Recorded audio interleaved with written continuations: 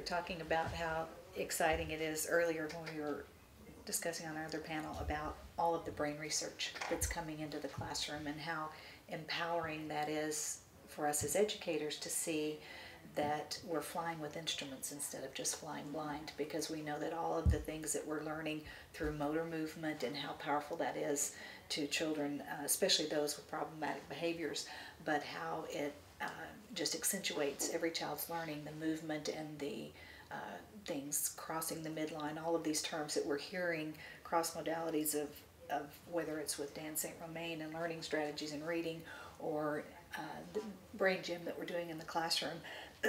And it's exciting to see that and to have actual strategies and things that brain gym provides that we know are stimulating actual dendrite and neurons and making learning exciting. So tell me about your lazy eights that you do. Something that she did with first grade is so many times the kids are so fidgety and they just don't know what to do when they have that extra energy.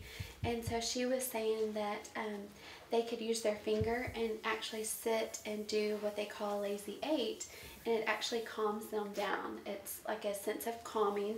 And she said for the kids that have to have something in their hand, something tangible, they will get a crayon and they will do the same thing but mark it with a crayon. And especially those kids that really have to see something, I gave them a challenge: see if you can make a rainbow, and it kind of calms their brain down, and they, can see something that's, like a productive piece of work. And we keep these in our folders at all times, and the kids know that if they get restless, they can always, that's a tool that they can use just to take it out. And I'm getting a little bit upset or I'm getting frustrated, I'm gonna do my lazy eights. And it's just an understood rule that they can do that. That's really cool. Which ones do you all do in your classroom? We do the hookups where they take their hands and they come in like this.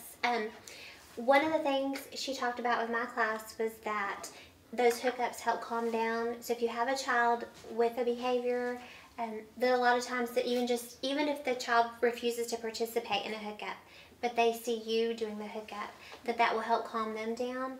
And I've noticed for me in my line, I have one particular student who, when the line starts to get loud and we're transitioning from special areas, he'll immediately go into a hookup, and the other kids around him will see that, and they'll go into a hookup, and then the line becomes quiet without me having to redirect or remind them of hall rules.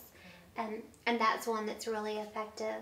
And my kids like to do a lot of the cross crawl lateral. Mm-hmm. They love that. And before we transition into anything, going back to kind of how Dan St. Romain talked about how they can only have their attention span for, their age plus or minus 2. So we do a lot of the brain gyms in between just to get their brains active and engaged. And I'll tell them that we're going to get those dendrites flowing, and they love it. And they love doing the cross crawl, and they'll actually, one of them will come up and lead, and they're doing it, and it's something that gets them actively engaged. You can tell that they're ready to learn, and they're not tired anymore. They've been up moving around, and so they're ready to get some new knowledge, and they'll even tell you that they're growing their dendrites. Right. And we have really enjoyed doing the cross crawls because for the same reasons. Like sometimes they just need to get those wiggles out, and they're crossing the midline, and that's so important. And also with the hookups, not only do they know where to put their hands, but you always have the ones that want to touch the wall and mess with work on the wall. And if they're in that hookup, they know exactly what to do with their arms, and they're it makes it so much better in the line. So I liked what she said, and you reiterated it about how the brain gym connections and hookups and strategies work even if the children are watching them. Mm-hmm. Because with me having 3 and 4-year-olds, they're still getting some of this, how to coordinate front and back, let alone cross the midlines and things, and that there's still power in watching the other students do it, and the importance of modeling those students that get it. or modeling it for them, or the movement that they do. And it's been interesting to watch, and I'll see how they do a certain movement, and maybe it won't cross the midline, but I'll have an idea, okay, if I do this, this will get them to cross the midline, and expanding on some of those, and seeing this time of year how some that couldn't do it before Christmas now can do some of those coordinated movements, and to see it actually affect behavior. Like you said, that some of the strategies will calm them or engage them or keep their movement controlled to a point that it's constructive. Right.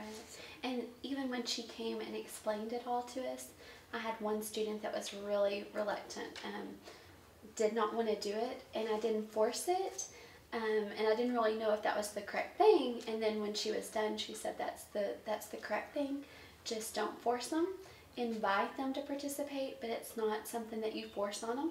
But the more they see the other students doing it, he voluntarily just stood up on his own and began doing it. And she said that that's, the main thing is that you do not force them.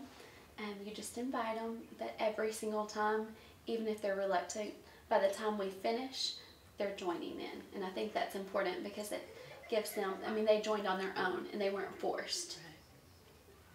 Right. It's so fun to watch them have and have things like Brain Gym and the consultants that we've had to come in to give us opportunities of constructive movement, because with all of our cuts and things coming down to taking so many of those things away, an opportunity, and just how critical play is, and how directed play, and how much they learn, especially in early childhood years, how that is how they learn, and getting up and having all of these different ways to do that. I know mine love, they're able to do like the windmill and the cross touching on their knees, and we'll do one thing that they've been real effective to do is it's crossing, touching the shoulders and touching the elbows, and then start to getting to where, because the eights are difficult for them, but we've been doing that as we're learning the number 8, and so they're starting to get that same effect.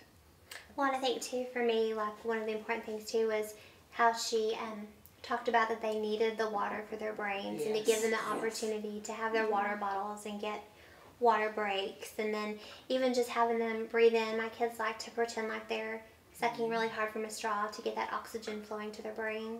Those are all really, she had great strategies with that, and I too with the water, because so many times we think of water in conjunction with number of restroom breaks. Right. And like we were talking earlier, so much of this is paradigm shifts for us in our thinking and how we manage our classrooms and our expectations of our classrooms, that if we're not careful, what we think we're heading to a positive environment becomes a negative environment for them. They need to move, they need to have water, they need to have oxygen, and then laying that on top of, and then having being able to come in and put those tools available, then to increase the rigor that we're doing, and that all of those things are tools to get us to that rigor, rather than we don't have to trade, we don't have to a quiet classroom for rigor, but we can have a rigorous classroom that's moving and breathing and learning, and it's fun to watch the kids do that and engage. For me, I like the strategies just because, like you said, it's made learning more novel. It's new, it's fun, they're active, they're engaged, and when they're coming to school and they're actually having fun and learning, they're more likely to be successful and succeed, and you don't see all the problem behaviors because you're allowing that movement and you're doing those hookups. And so it's helped my year to be more successful, and it's helped me realize as a teacher what I need to be looking for and what I need to be more aware of.